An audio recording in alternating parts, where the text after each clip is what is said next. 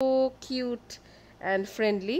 তো এই যে আমরা সবাই মিলে এখন আপু বললো যে ঠিক আছে তোমার সাথে আমরাও একটু নেটওয়ার্ক করি, অটোয়াতে একটু ঘোরাফেরা করি। তো কথা বলতে বলতে হঠাৎ করে মনে হলো যে আমাদের এখানে তো একটা চায়ের দোকান আছে, যদিও টরন্টোর মানুষদেরকে কিন্তু আমাদের অটোয়াতে কখনোই স্যাটিসফাই করানো যাবে না, বাট তারপরে আমার কাছে এই চায় টক্স এই রেস্টুরেন্টটা আমার সবসময় ভালো লাগে।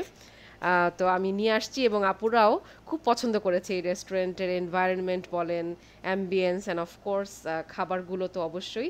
তো একটা এখানে ছোট্ট একটা কি বলবো ঠেলা গাড়ির মতো ছিল, আপু এখানে ছবি তুলতেছিল, আমরা সবাই মিলে একটু বসে গল্প করলাম। আমাদের যেই গ্রুপটা আছে, I consider my self now A part of this networking group, তো আমরা গল্প করছিলাম। অটোয়াতেও এখানে আমাদের কয়েকটা মেয়ে আছে, তো আমি টাইম টু টাইম ওদের সাথে কন্ট্যাক্ট করি। তো আপুদেরকে গল্প করতেছিলাম, আর চাটাও সেদিন খুব মজা ছিল, আদা এলাচের চা।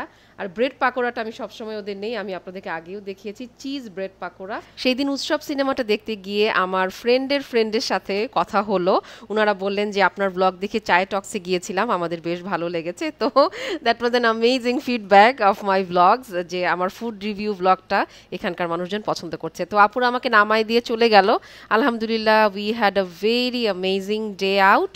তো কেমন লাগলো জানাবেন আজকের এই ছোট্ট ব্লগটি। তো এখানে আমি স্ক্রিনশটটা দিয়ে দিচ্ছি আমাদের গ্রুপের।